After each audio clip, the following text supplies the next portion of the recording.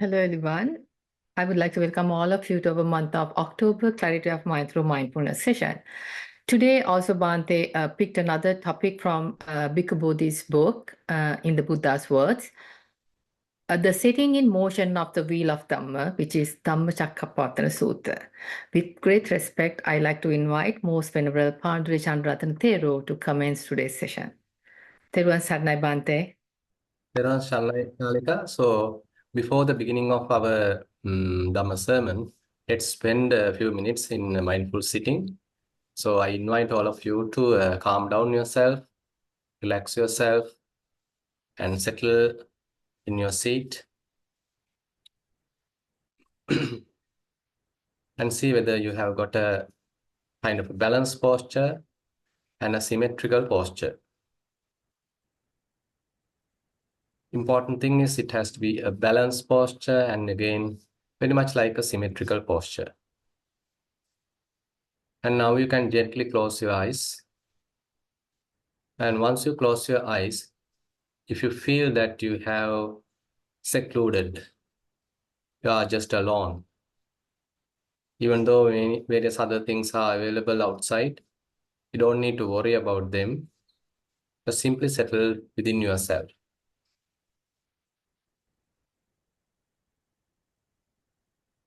You may take a deep breath, hold it for a while, slowly release.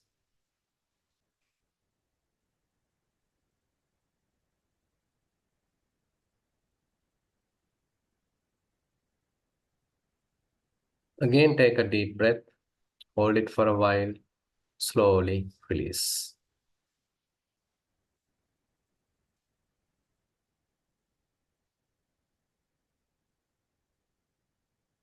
So we are again and again establishing mindfulness within the body. Here, now I am sitting. Not walking, not lying down, not standing, but we are in the sitting posture.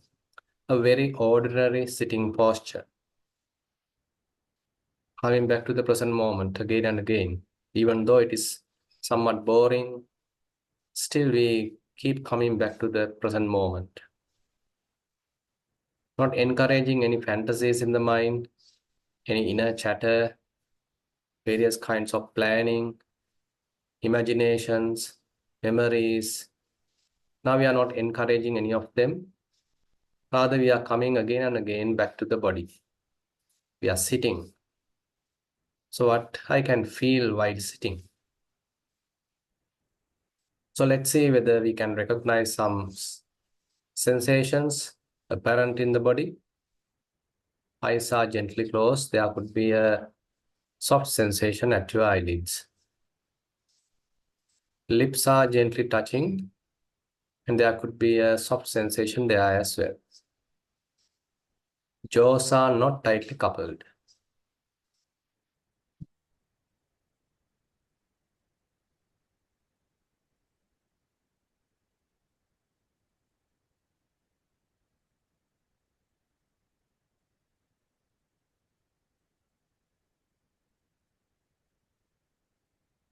Basically, overall in your face, there can't be any tension. Have a slight smile because we are trying to enjoy each and every moment. Feeling contented, not asking this or that, not regretting about the past. Basically, we are trying to be mindful here, right now.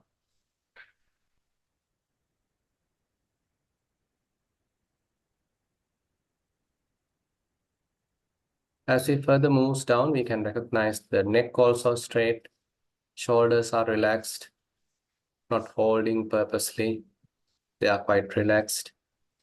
Arms are resting on our lap.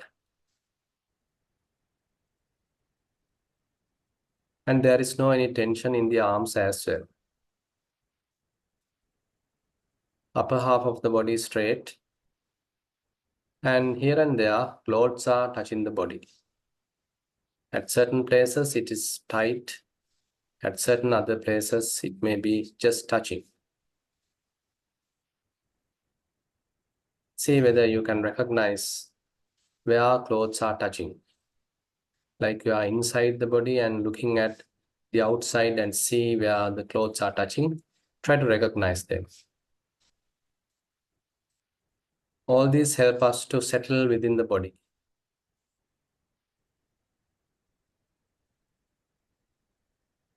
And once you are more and more settled within, probably you can recognize some subtle sensations, maybe heart vibration or breathing, blood circulation, and here and there certain pains.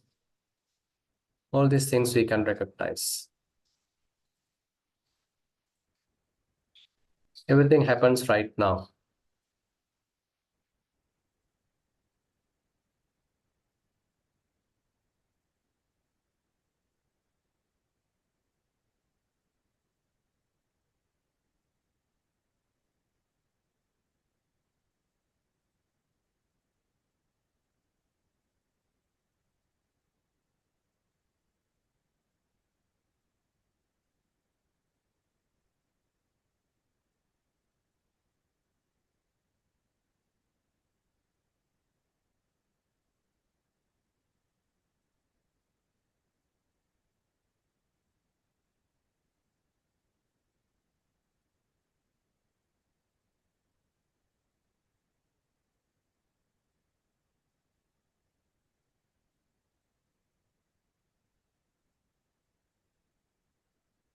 So let's keep our attention now at the nostril. Probably you can recognize how in-breath happens and the out-breath happens. Just keep your attention at the nostril. Don't follow the breath. Just try to hang on at the nostril. And once in-breath happens, you simply know it as in. When out-breath happens, you can simply know it as out. Keep it very simple, not a burden to the mind. Paying attention exactly when it is happening. If your mind wanders, don't worry about it. But whenever possible, that whenever you recognize in-breath or out-breath, just be with it.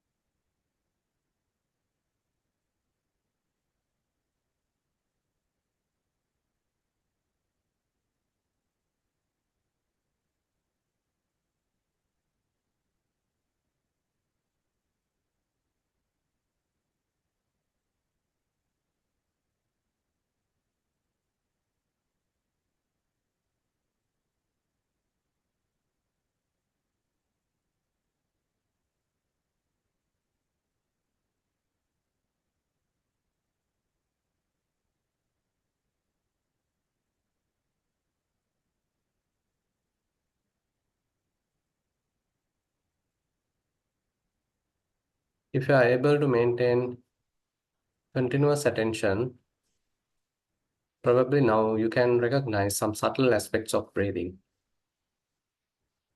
When compared to the in-breath, is out-breath is warm or cool, or long or short. So we are trying to do a kind of a comprehensive analysis. That is also kind of a penetrative look, not that we are thinking or pondering, rather we are making a close look, we are investigating.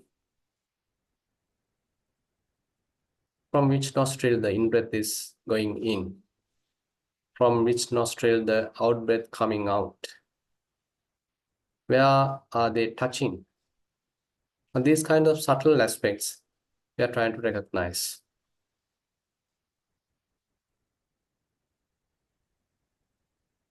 Leaving aside all the other thoughts, distractions, Food is settling within the breath, restraining the mind to be with it and to know very subtle characteristics.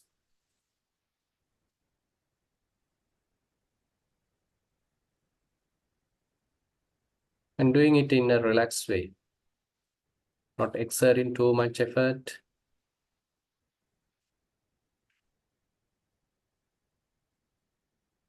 And not falling asleep.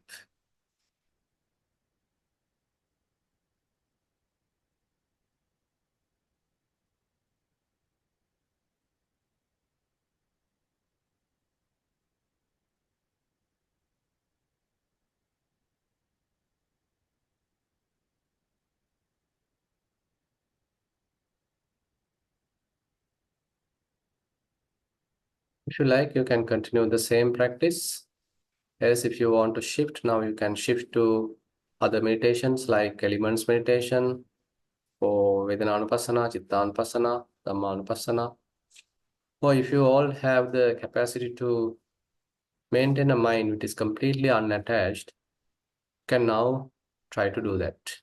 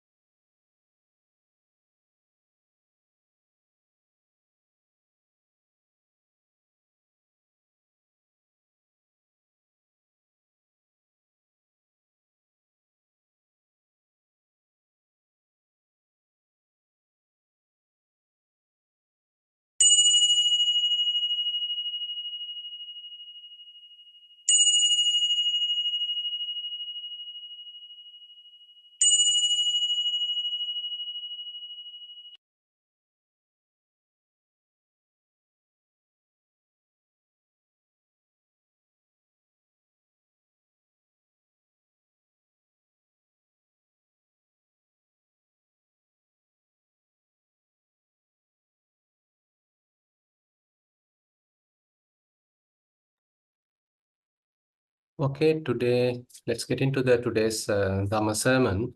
So we'll first pay homage to the Buddha. Namo tassa bhagavato arahato samma sambuddhassa. Namo tassa bhagavato arahato samma sambuddhassa. Namo tassa bhagavato arahato samma sambuddhassa.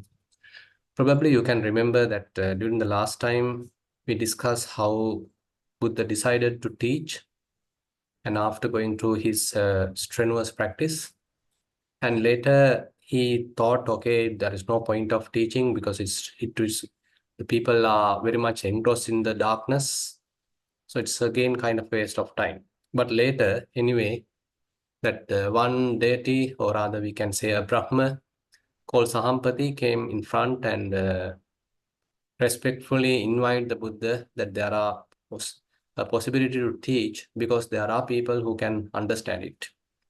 And later Buddha sort of look at the world and he understood that there are certain people who are with less dust, less defilements within their mind. And as a result of that, he thought of, let's start teaching them. So he decided to teach. And then he thought to whom that I am going to teach first. And then he come across that his first previous kind of teachers that who have shown him some other practice. So they may be able to understand the teaching. So he checked whether they are available, they are alive, and he found that none of them are alive. Alar Kalarama, Uddakarama Putta, all both have died, so unable to understand, therefore, the Dhamma. So then he later decided, okay, let me see whether I can teach Dhamma to the 5 ascetics that who actually were helped during my strenuous practice, particularly the self-mortification. And then he found that yes, they are available, but anyway, they are at far away place at Isipatana in the Varanasi. And so he decided to walk to the Varanasi. So now those 5 ascetics were there and Buddha approached them, but none of them want to greet him because they thought that Buddha again coming back asking some help, not being able to attain enlightenment. So they decided not to sort of greet him.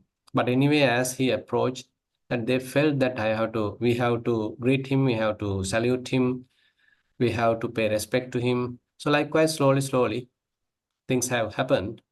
Now, Buddha was able to convince them that I am a Buddha now. I have never declared that myself as a Buddha, even though I have spent a really strenuous practice. I have never told you that I have realized something, but now I am bravely telling you that I have realized something. So the first teaching like that, so he start explaining them the first teaching, what we call as the DhammaChakka Sutta. So there he suggesting to abandon 2 extremes, what we call as the Attakilamatana Yoga, what we call self-mortification, which is painful, ignoble, and unbeneficial. He actually has spent 6 years by himself, but understood that it doesn't lead to the understanding. It doesn't lead to the enlightenment. So then again, he further explained that you need to abandon the other side as well. That is the indulgence in sensual pleasures. That is also low, vulgar, ignoble, and unbeneficial. Kamasukhallikanu yoga. So those are the 2 extremes that he explained that you as ascetics particularly have to abandon. The middle way that I am now going to preach is called the middle path or the Noble Eightfold Path. It is not that just kind of he's trying to figure out kind of a behavior, a kind of mere behavior in between self-mortification and self-indulgence, sensual indulgence, but it's a kind of a comprehensive path which is addressing the behavior side, the development of the mind, and abandoning of all the defilements. So many aspects are being addressed in the Noble Eightfold Path. Now, so without going into the extremes, now Buddha is trying to explain the Noble Eightfold Path. So as you know, there are 8 factors in the Noble Eightfold Path: right view, right intention, right speech, right action, right livelihood, right effort, right mindfulness, right concentration. Among them, 2, right view and right intention, belong to what we call the Panya Sikha, the training on wisdom. And then right speech, right action, right livelihood. So those belong to what we call the Sila Sikha, that is the restrainment on the morality.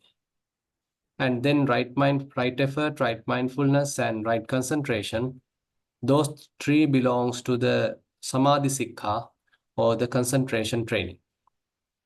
Now, typically, we know all these 8 which are necessary for a mundane person to start with, to continue.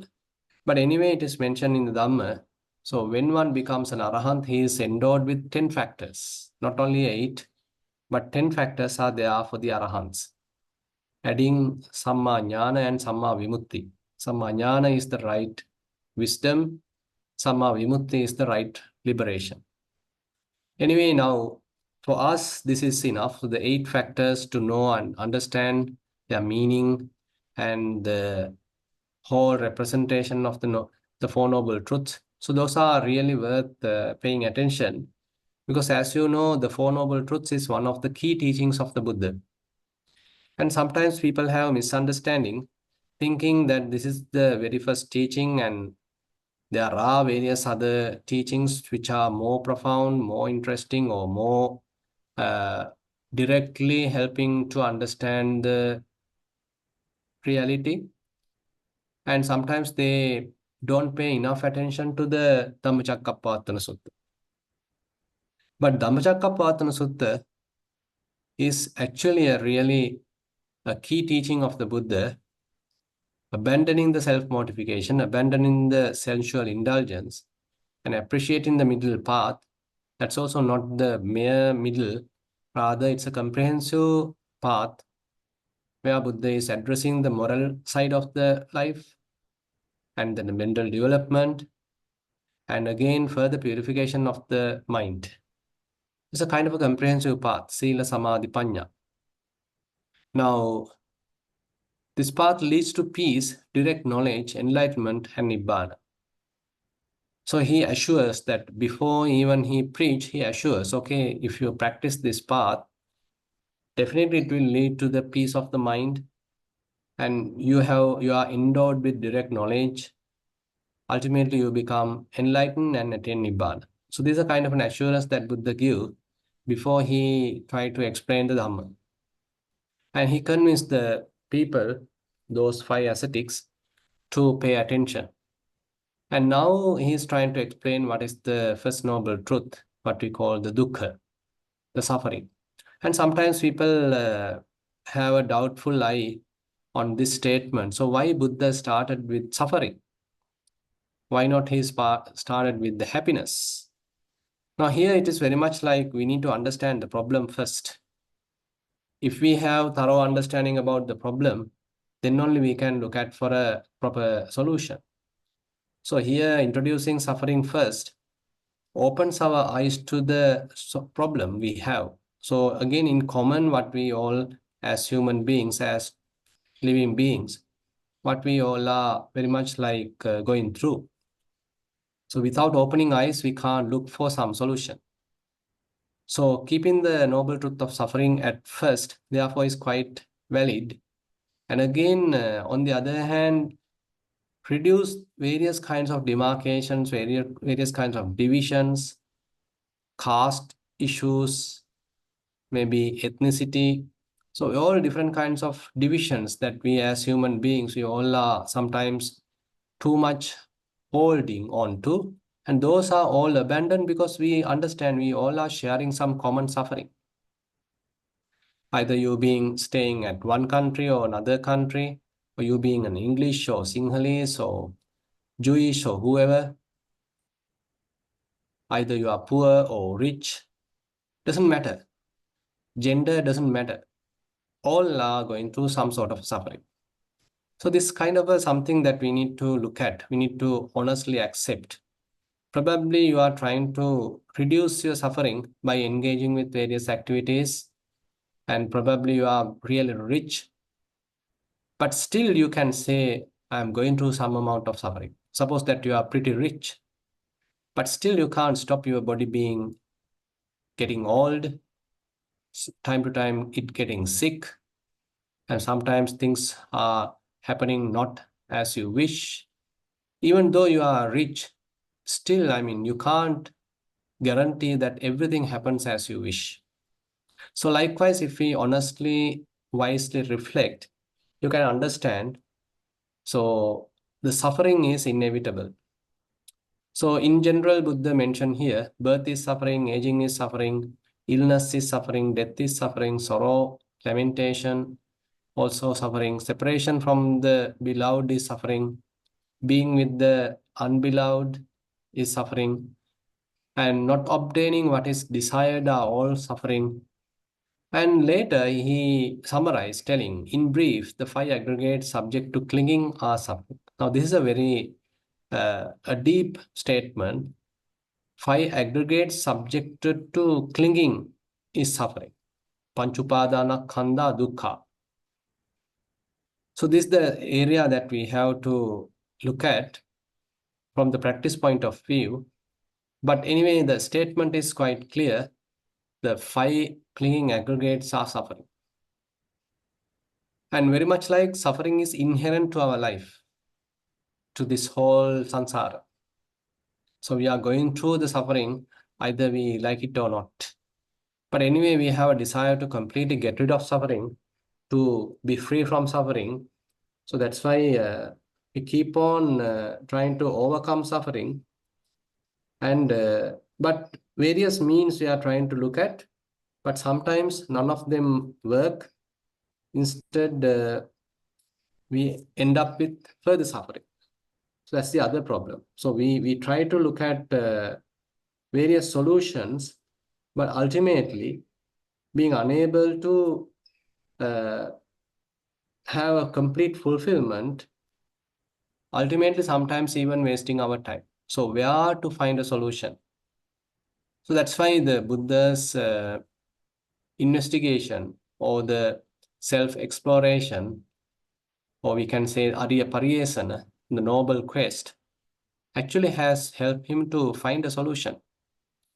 Even though we suffer, but we don't sometimes find a proper solution. We are giving some temporary solutions.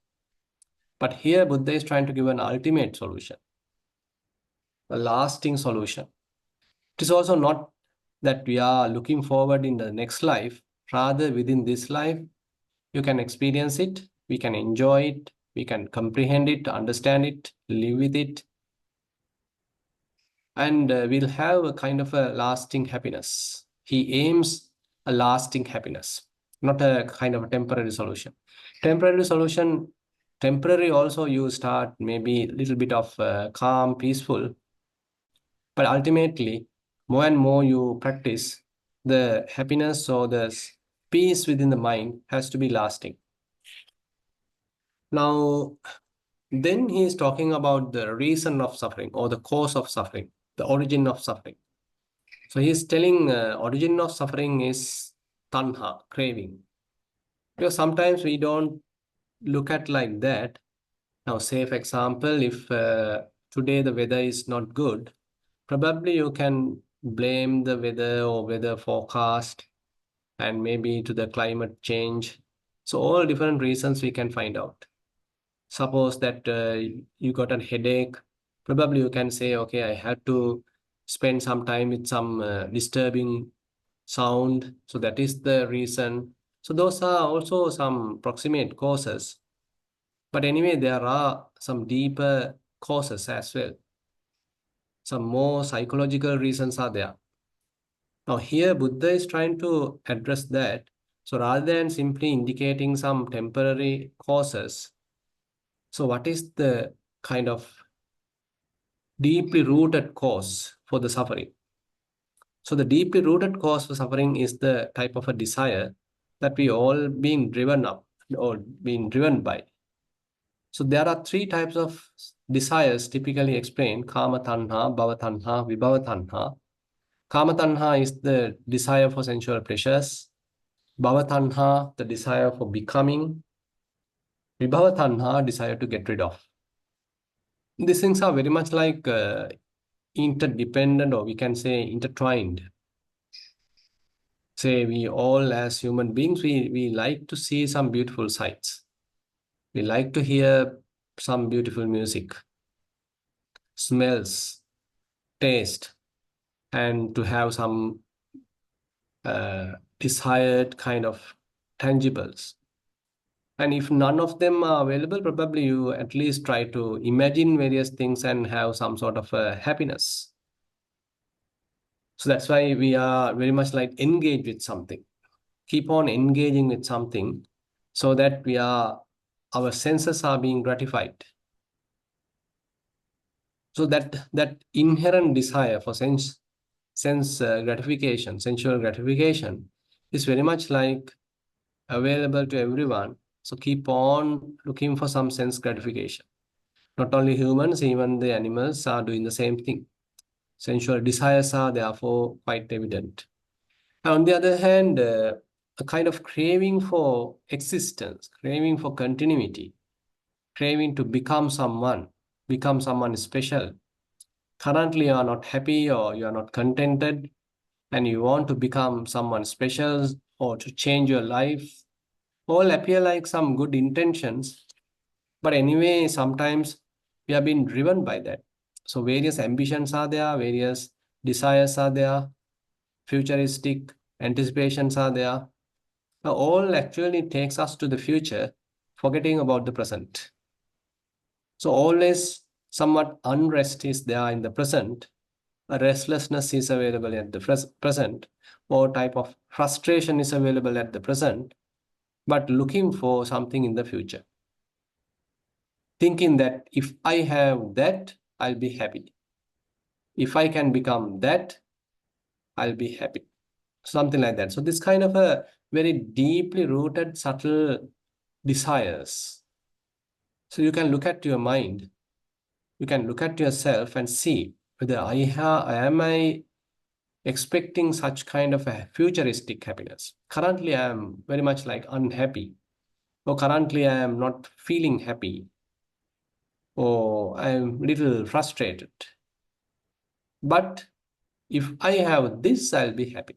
If I can become like this, I'll be happy. So this kind of a deviation, kind of shifting from the present moment and look something forward. Similarly, in case you are going through some bodily suffering or mental suffering right now, you want to immediately get rid of it. So that is also a desire, the other side of the coin. So you want to get rid of something. You want to exterminate something quickly. Not also that you are bearing sometimes. You might have to bear. But anyway, the desire is there to get rid of. So these three desires, therefore, giving very much like the skeleton to our suffering, the foundation to our suffering. And on top of that, we ultimately end up with going through various different kinds of suffering. Now, craving perpetuates the cycle of birth and death, leading to endless suffering.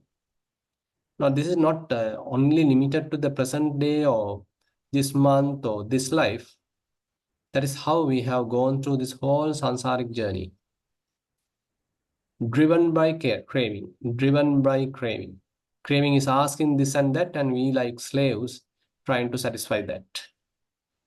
Now, then Buddha tried to explain the cessation of suffering, realization, the abandonment of complete craving. So there is no suffering. So this is possible. So that's what Buddha's emphasis, that's what his finding. The cessation of suffering is achieved by the complete abandonment of craving. Now, rather than trying to fulfill craving or satisfy craving, now Buddha is trying to abandon craving, to let it go. And the result is that you are experiencing peace, experiencing some sort of a non-burning type of a mindset. So previously you are frustrated, but this frustration has to be reduced now. Previously you are unhappy, instead now you have to have some contentment now. Previously you are anticipating this and that. Currently, if you are practicing properly, you are happy right now, here right now. All this bringing our attention to the present moment, emphasizing the immediacy. And the key insight, Nibbana is the state of liberation where suffering ceases completely. So it is not by the way that one would realize Nibbana immediately within a day. Rather, slowly, you start experiencing some sort of inner peace as one is practicing Buddha's teaching. So that inner peace will naturally grow.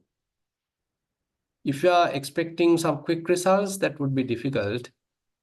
Rather, if you engage with this kind of a behavioral practice, moral practice, mental development, improving your self-awareness and understanding your weaknesses, strengths, and developing further mental good qualities so that your mind become more and more strengthened.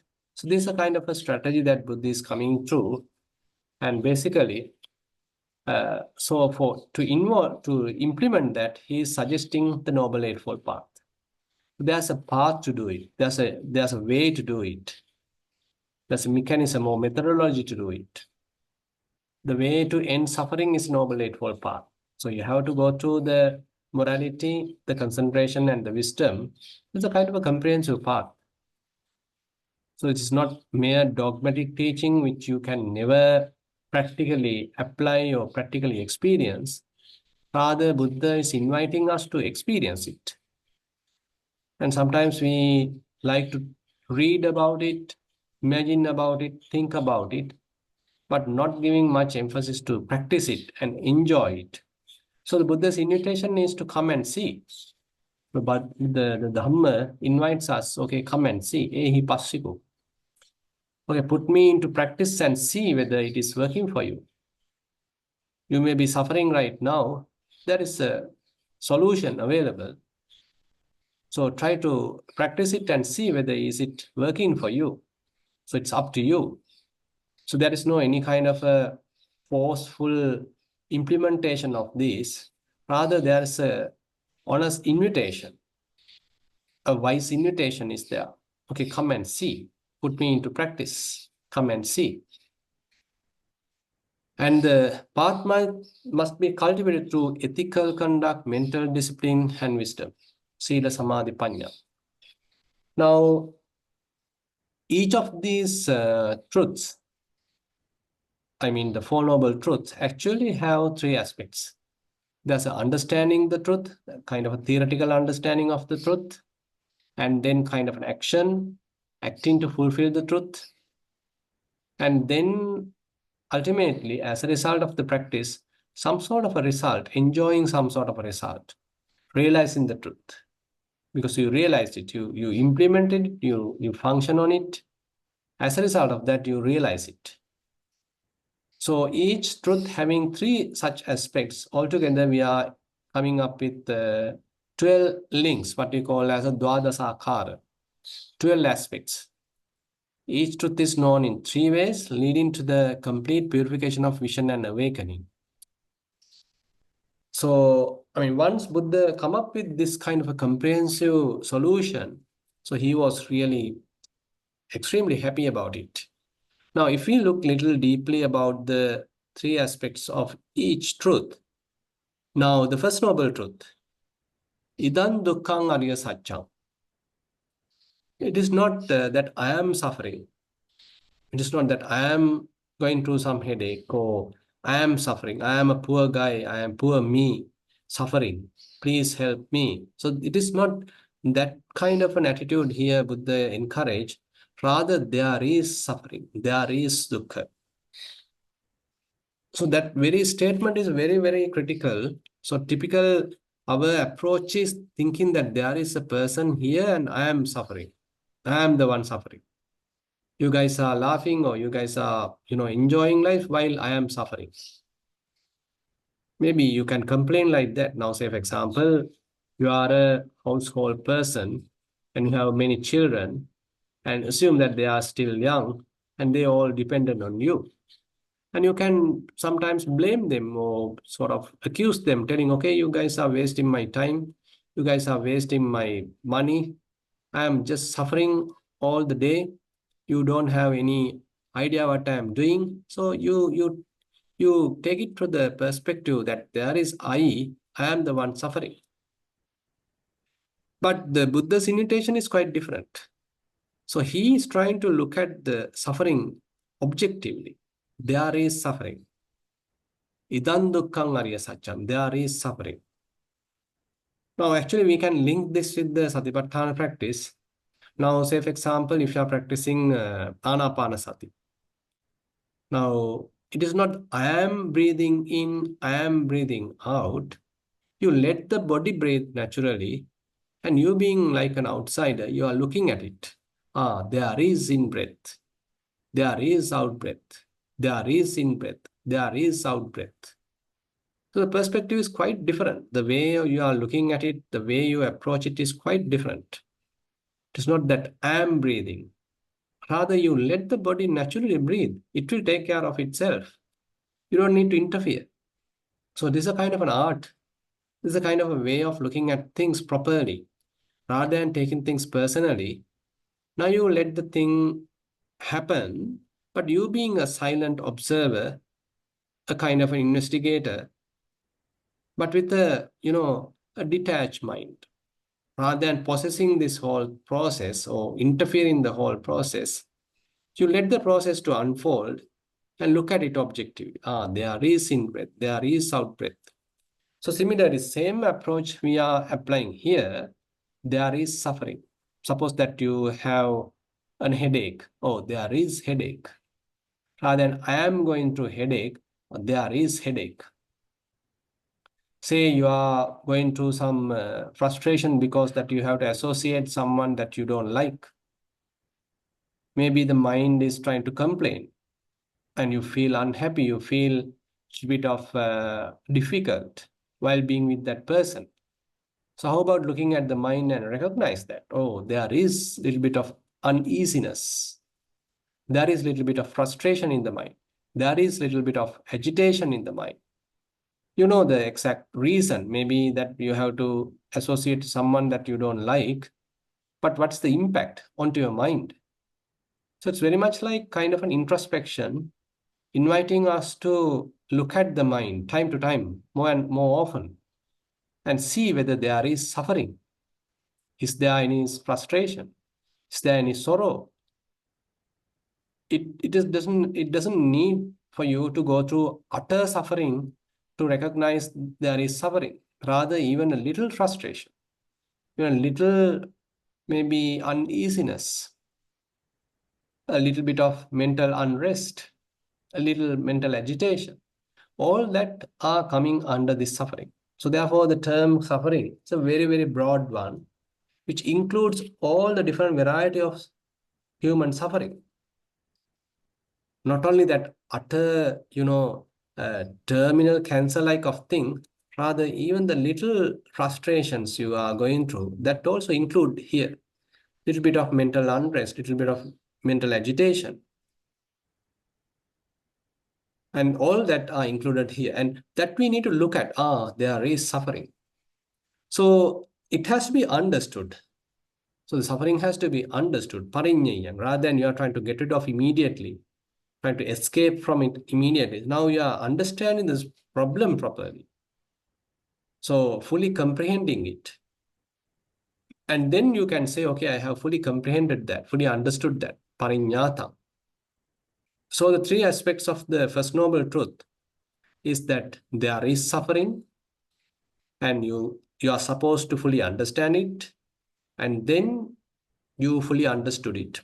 Now, probably you can remember Buddha summarized, okay, the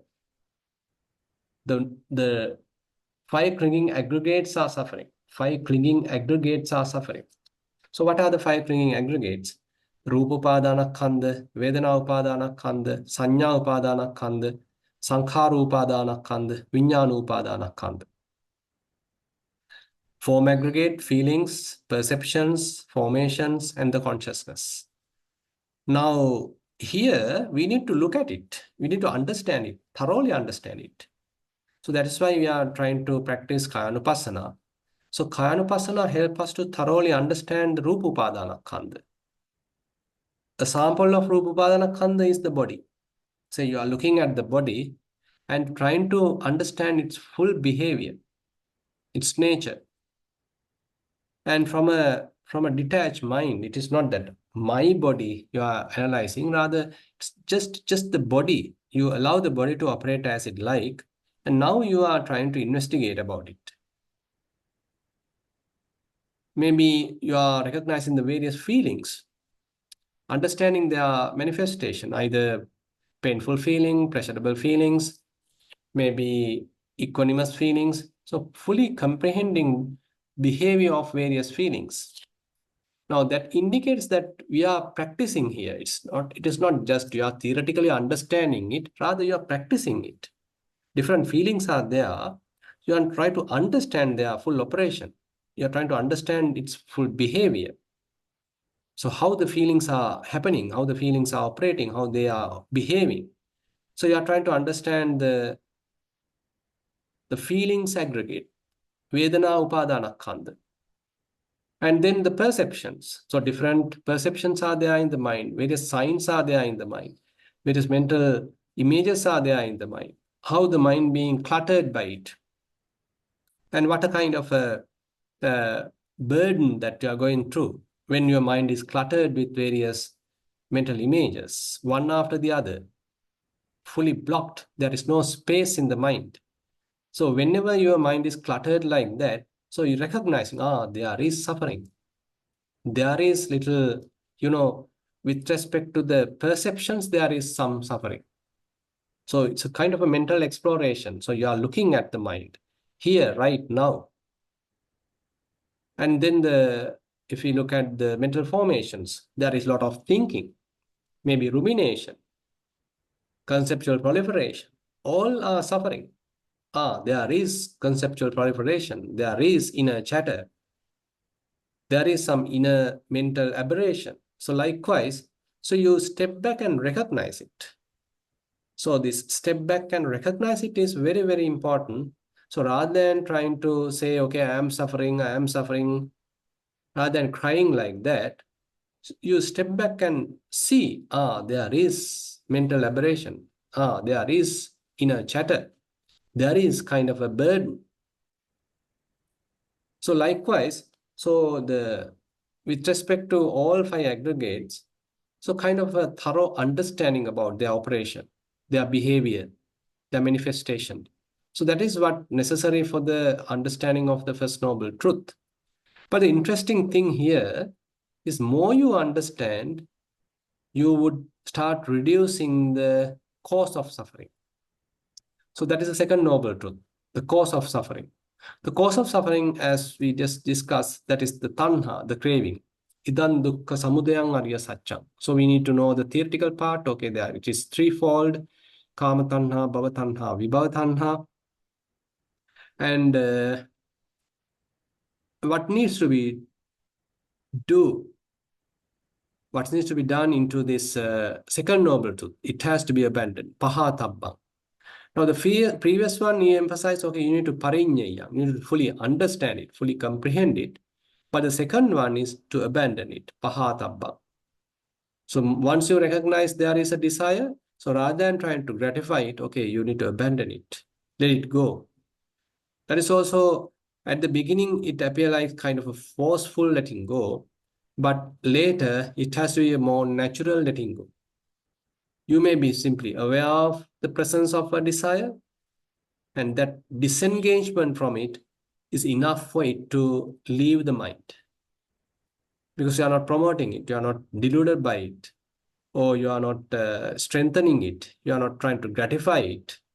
So it becomes kind of, it becomes very much like redundant. Ultimately, the desire will be abandoned because there is no sustaining causes for it to continue. So as a result of that, what happened? So the desire become null and void, and ultimately it will disappear. It will become blurred, fade away. So then you can understand, okay, now again the mind is peaceful because the previous desire has abandoned. Now, once it is done, okay, you feel kind of a calmness, little tranquility. There is no any frustration in the mind. There is no burning in the mind. So that is, we are trying to recognize the third noble truth, realization of the Nibbana. So typically we think, okay, Nibbana is really far away and I can't even think about it. I am just a sinner who has done a lot of things. So no point of thinking even about Nibbana. So rather the encouragement is currently looking at the mind. Is it burning? Is it suffering? And once you know if there is suffering, probably you can see for a reason, a cause. Maybe you are expecting something, you are desiring something, your interest and the current manifestation has some change, has some, discrepancy. So that makes the mind suffering. So likewise, so once you understand the cause of suffering, tanha, so slower abandoning of that helps the mind to calm down, to relax, to tranquil, to become peaceful. And that peacefulness, currently, if it is available, okay, now you recognize, the mind is peaceful. So I'm enjoying it. I have realized that peace in the mind. There is no any aberration. There is no any friction. So mind is peaceful.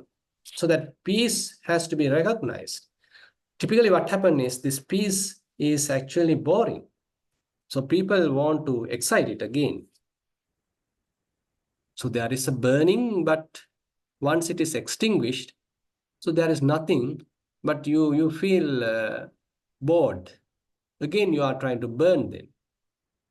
So this is what happened to us. Even though peace is available, we feel it like boring. So that's why people are watching various exciting movies, war films, and various kind of extreme, abusing type of thing. So this is the kind of addiction we as human beings are going through, because peace is there, but we don't appreciate it. When we are talking about the peace, so it's not that mind is agitated by that. It's not that you feel excited about it. Rather, your mind becomes tranquil about it. Once you are experiencing peace, quietude in the mind, you feel, kind of relaxed, calm, simple. Your mind maintaining kind of well-being, inner tranquility. So this has to be recognized. This has to be appreciated. So that's why the idang dukkha nirodhang ariya satchang. So that abandonment of the craving, there is no frustration right now, no agitation right now, calmness is there, tranquility is there. That tranquility has to be realized. Satchikatappam. Satchikatappam. It has to be realized. And more it has to be realized. Again and again, you need to realize it. There may be suffering, you understand the cause, abandon the cause. Now the suffering has abandoned, suffering also has reduced, suffering also has completely disappeared. Oh, now you have realized the peace in the mind. There is no burning now, no burden in the mind. So mind has become more relaxed. Mind has become more simplified. So don't sleep, just be aware of it. So typically what happened to us, so when mind becomes peaceful, we fall asleep. So we can't appreciate, we don't have capacity to appreciate the peace because we easily fall asleep, because we feel bored. So the practice is to keep the mind awake during this peaceful state. Are you able to maintain a peaceful mind for a long time without any excitement, without any inner chatter, without any kind of, say, attachment in the mind, burdening the mind? So you are simply maintaining that evenness of the mind. And the whole path is actually the Noble Eightfold Path. This whole practice, that what we have discussed so far, coming under the Noble Eightfold Path, the fourth noble truth. So it has to be developed. So bhave tabbam. So the Noble Eightfold Path, as we just summarized, say the Sammaditthi, Samma Sankappa, which are belonging to the wisdom aspect. Samma Vacha, Samma Kammanta, Samma Ajiva, which belong to the concentration aspect. Sorry, the sila aspect, the morality aspect. And Samma Vayama, Samma Sati, Samma Samadhi belongs to the concentration aspect, the mental development part. So all three are to be developed. Bhave tabbam. So it's a lifetime type of a endeavor to develop this sila, samadhi, panya. So how to recognize whether there is any kind of a shortcoming in the sila, and then you honestly recognize it and you slowly rectify it. And you are continuously maintaining the mind at a peaceful state, maintaining its kind of collected nature, rather than allowing it to continuously distract and scatter. So you are trying to keep it quiet, keep it with you, and further developing the wisdom. because there is kind of ignorance, not knowing. So that's why we keep on suffer. So we need to improve the wisdom as well to understand the whole abandonment of suffering. So likewise, these 12 aspects are very, very practical. It's a recipe for practice. So you need to understand it's a recipe for practice, not a mere theoretical understanding is enough. Rather, it has to be practically lived. Now, so after Buddha explains the whole sermon, DhammaChakka Sutta, Venerable Kondanya has realized, okay, whatever arising is subject to passing away. Yang kinchi samudaya dhammam sabbantang nirodha dhammam. Particularly, he has understood the impermanence aspect. You know that the universal characteristics, impermanence, unsatisfactoriness from the non-self. So he particularly understood the impermanence aspect. Yang kinchi samudaya dhammam sabbantang nirodha dhammam. Whatever it is subject to arising, it is subject to passing away. You have no control at all. You can't stop it. It's a universal truth. If something is arising, it is destined to pass away. It appears like a simple truth. It appears like a simple theory, but we keep forgetting it. We are trying to go against it, not accepting it.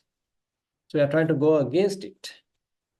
So by using mindfulness, by using concentration, and try to investigate the bodily phenomena, so you will understand how quickly it arises and pass away. So at the beginning, you don't have the capacity to look at it that precision, but with time, you may understand, okay, how quickly they are rising and passing away. If you are looking at feelings, you may understand how quickly they are rising and passing away. If you look at the mind, you can understand how quickly the thoughts are coming and going. So likewise, the impermanence, that impermanent characteristic become more and more evident to the practitioner. So on such case, so you can't say it is happiness, because the moment that you accept this as happiness, it is subject to change to something else. So whatever the mental state, whatever the situation that you appreciate, accept as this is happiness, you are not guaranteed the next moment it can change to the complete opposite because of this impermanence. So therefore, the whole existence is very much like under the grip of this impermanence. So rather than trying to go against it, now the idea is to understand it, recognize it. And the beauty is that there is no person going through suffering. Ultimately, once one understands the non-self, you will understand, okay, there is no person going through suffering. That Buddha is not saying that you are suffering. Rather, he says there is suffering. So rather than personifying the suffering, so you look at it objectively. And once suffering is abandoned, it is not that I become enlightened, rather very much like the mind is purified. There is no person to be enlightened either. So that's some interesting statements actually. So we think, okay, there is a person here to get enlightened. So I am not enlightened. I haven't attained Nibbana. So this is the way that we look at it. But the Dhamma invites us to look at right now, not as a person, but looking at suffering objectively. There is suffering. And there is a cause of suffering. And once the cause is abandoned, now there is peace. So one has to experience it. Now one has to realize it. There is peace. So one is enjoying it without making it personal, without trying to possess or rather claiming, okay, I am in peace now. Rather, there is peace in the mind, we can say. So more and more one is, taken into the non-self. There is no person to be protected. Rather, there is a process is happening. A transient process is happening, and one is more and more awakened to that. So the noble truths, actually, the Four Noble Truths are quite enlightening. So therefore, it is mentioned sometimes So all the teachings of the Buddha can be included in these Four Noble Truths, as explained in the Mahahattipadopama Sutta. Like every animal's footprint can be included in the elephant's footprint, when Sariputta says all the different kinds of teachings delivered by the Buddha can be included in the Four Noble Truths. Okay, with that note, I will conclude today's Dhamma sermon. Now I like to open the session for questions.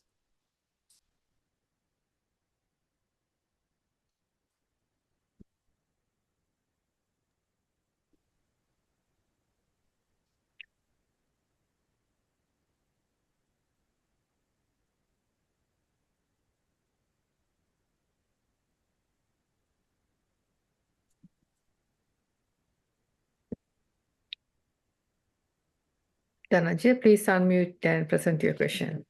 Yes, most Venerable Bhante, I have a question on this non-self. Now we are lay people. So when you say that you are not me, or if anything happens around us, it is we don't belong to that, or we don't personalize that. But when you live in this society, the people will think it's selfishness. So how do I get rid of that? Yeah, actually, so this is a kind of accusation sometimes people are, targeting, particularly the practitioners. Okay, you don't care about it, and you come to Kalguda, you come to the Mitrigala, and you are simply watching your breath. I mean, how selfish are you? And there are a lot of burning problems in the country, burning problems in the family. So why don't you spend time on that? So it's a very common accusation that sometimes people are having. But the point is, with a cluttered mind, with a completely distracted mind, how are you going to find a solution? So even for a mundane problem, if you are trying to figure out the proper solution, you need to have a calm mind, kind of an unbiased mind. So then only one can say, okay, I have understood kind of a solution, which is more and more practical or more and more human type of a solution. That's why sometimes it is mentioned that the mindfulness practice helps you to, to take a correct decision. Now, decision is required when you are finding a solution. Now, even to take a correct decision, you need a proper mindset, a calm mindset, an even mindset. Otherwise, what happens? So we have various kind of biases. Okay, I like him, so I am taking a solution in favor of him. I don't like him, so I am taking a solution against him then. So I am fearful, so I am taking a solution based on that fear. Or I can't understand the problem, so I am taking a wrong solution because of the delusion. So likewise, so we may be going through some suffering, but if we can't understand the suffering properly with a proper mind, a correct mind, a peaceful mind, so it's very unlikely that we will come across the proper solution even. So at the beginning of the practice, even though it appear like say selfish, so that period is very much like your how to say strengthening of your faculties. Not yet you found the solution, but very much like you are strengthening the faculties, and then only you can say, okay, I have figured out, okay, this mind has this capacity now to be in the present moment, to maintain its clarity and be mindful. And now I can see the problem. Now you can see the problem from a different angle. Previously, you are seeing your problem or suffering from a different angle, and you always blame in the government, you always blame the neighbor, you always blame whoever the other party. That's how we try to solve the problem. But once you start practicing, so you have the capacity to look at the problem from a different angle, look at your life from a different angle. So most of the time, our suffering is very much like self-created. So there may be little bodily pain, but you are adding a huge amount of mental pain onto it. You are adding a lot of other causes onto it. You are accusing many others and inviting many other problems into the picture. So likewise, the situation is aggravated because of our delusion happening in the mind. So the practice at the beginning is very much like, abandoning all those cluttered areas, unnecessary burdens, unnecessary kind of, say, conventions, and keeping the mind very simple, calm, quiet, so that there's a fair capacity to look at the problem in a fresh way, look at the problem in the proper way. And again, the other thing is, once you yourself found some peace within you, it is actually have an influence towards the others as well. Not only you, then you are enjoying the peace, it will start spreading to the others. They also start feeling it. Okay, you are now different. My father is not getting angry to me quite often now. He is more patient with me. He has some time with me. And he has some empathy towards me. So this is the way that our characters are subject to change. The others start getting the benefit. Now, say, for example, today, when you are practicing, probably your children may be complaining, my father, you are at your room or you are at your office and you are not looking at us. Maybe you are spending some time for you. But later, it is not that you being selfish, rather you start feeling empathy towards them. You feel compassionate towards them. You have some time towards them. And that also done not as a kind of a burden, but with some wholehearted embracing way of doing it. Because your heart become more open rather than you are restricted. Now you are having kind of an open heart, which is more strengthened with typical, what we call as the Brahma Viharas, Metta, Karuna, Mudita, Upekha. So it's a kind of broadening of the mind. And at the beginning, even though it appear like you being secluded and doing something a secret, but later you are opening up yourself and embracing the others and being beneficial to the others. And then others start benefiting from you rather than being, you being a burden to them. Now, for them, it's kind of your presence being a blessing. So that's why they will invite you. I like you. I invite you. I like to consult you. All different kinds of, say, statements are coming because they start feeling you. You have some positive impact towards their life. So therefore, I feel at the beginning it appears like selfish, but later you become a kind of a huge tree, giving enough shade to the others.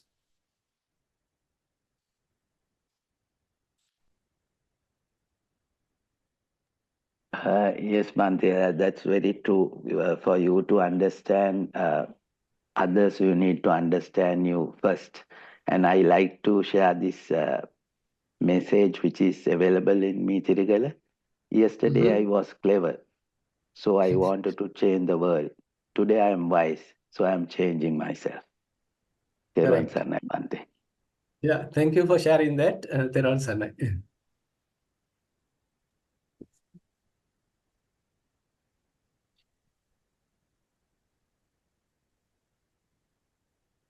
Ashini, please unmute and you can present your question. Thero Sanai Swamin Hansa. Yes. I will forward a small report which I wrote recently. First, I took the mug with tea into my hands. It was heavy. The mug has a smooth surface. Mug was a bit hot. Then I started to sip. At the beginning, I felt the warm sweetness of the tea. I tasted the milky taste. It was somewhat salty as well. I had a desire to finish tea quickly, but I identified that urge and slowed down consuming the tea. After finishing, I felt happy, felt that I didn't have sufficient amount of it. That is all, Science. Good. So actually, I like to elaborate the explanation even though it is short, some areas are there you have covered. One thing is, while you are drinking it, you have to look at the mind. So how the mind is desiring it. And mind has the sort of a desire to quickly have it, enjoy it very quickly. So that desire, that craving, you have recognized it. And then rather than, fulfilling it, so you calm down yourself, you slow down yourself, you start sipping it slowly. So going against the grain. So that's, in a way, we can connect what you have experienced, what you have done to today's teaching. So there is some sort of a desire, but rather than you fulfill it, you simply abandon it. You encourage a kind of mindful sipping, mindful drinking. And slowly, once it is done, that also you understood what's happening to your mind, and thinking that, okay, mind still needs something more, that still the desire is there. So looking at the mind is pretty good. So I feel you have done pretty well. So, enhancer, weakness I have identified within myself is that I'm grasping the thoughts and taking thoughts heavily in a hard manner. But rather better than before, because previously I cling on to thoughts for several days, but now it has reduced to one day, few hours like that. With the practice, I think, and with the help of listening to sermons. Swami Hansa, is it this listening to sermons helps me so much? I have noticed that. So, is it all right to listen to 2 sermons per day? Keep kind of a time gap between these two. Then maybe in the morning you can listen to something, and then calm down yourself, practice yourself. Maybe at night also you can another sermon, and then maybe kind of balanced. Because sometimes if we listen too much, and then that also bombarding too much of information to you, and then the mind start wandering, because too much information is there. I mean, difficult to understand sometimes, and sometimes you frustrate. Okay, I mean, all these things are very sophisticated information. I am very far away from that, so you feel unhappy. But I mean, if something is encouraging and motivating to your practice, that is pretty good. And keep listening to such things again and again, because giving you some encouragement to practice. So my final question is, these days I'm doing concentration meditation and vipassana as well. I mean, like mindfulness, and I pay attention to them in equal manner. That means about 3 hours of mindfulness and about 3 hours of concentration meditation at the times it is possible to me. So, do I have to pay more attention into concentration meditation at the initial? So what is the type of concentration meditation you are involved with? Buddha Anusati and Metta. It depends on you. So if you feel unhappy or a little frustrated, so engaging with Metta and Buddhanusati for a while is useful, because then the mind become uplifted, you feel happy, you feel contented, again more faithful. All these things are there. But assume that your mind is happy already, and you have a desire to practice further. Then you can reduce the time of the samatha practice and then spend more time in vipassana. Thank you very much, Swami Hansa. Thero Sarnai Swami Hansa. Thero Sarnai.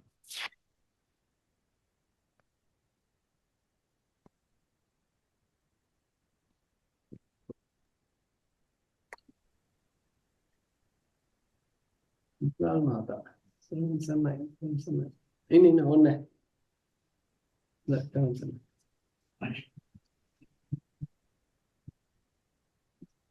Yeah. I got a tea, Shalika. We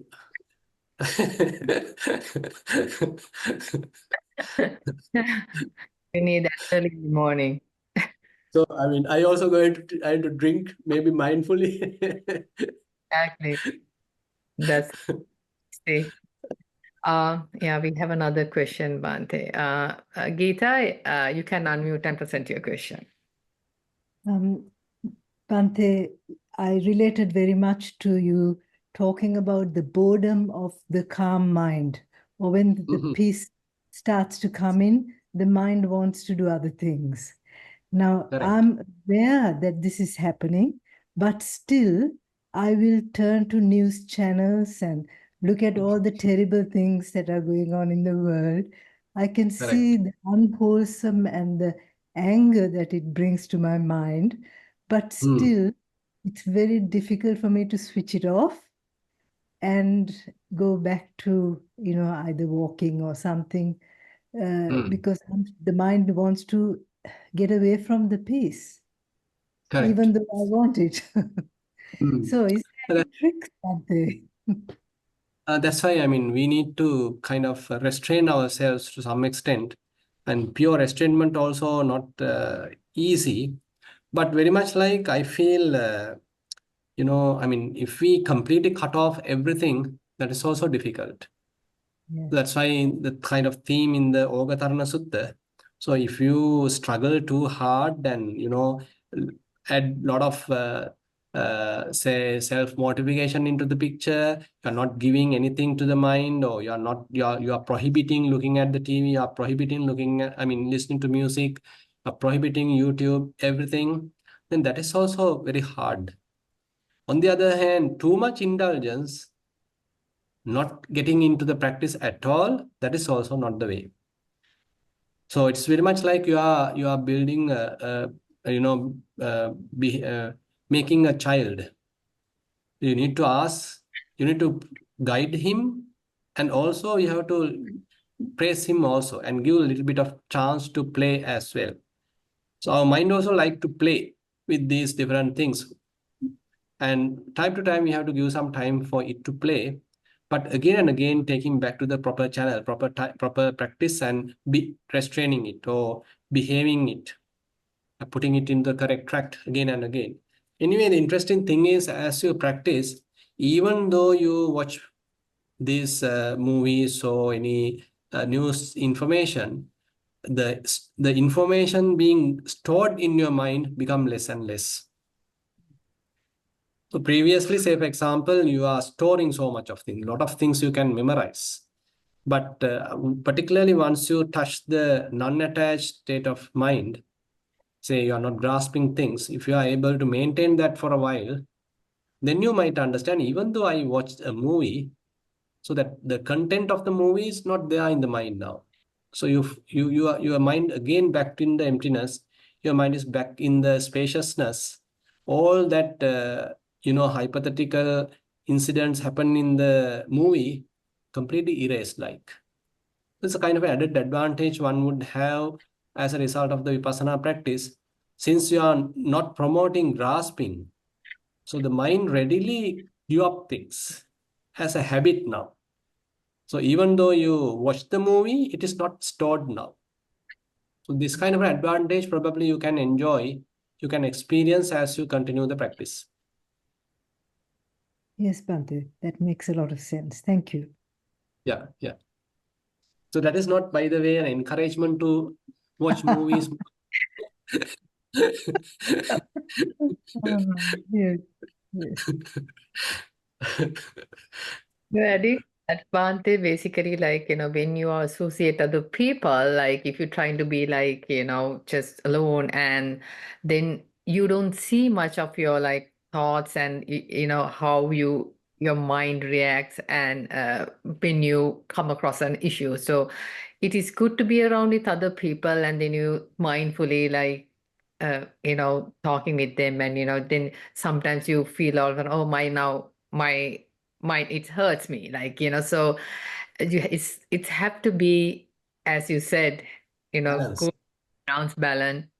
And but as you said, we have to get exposed to ourselves and see like how our mind works. Exactly. So that's the main thing. So we have to have these both aspects into our practice.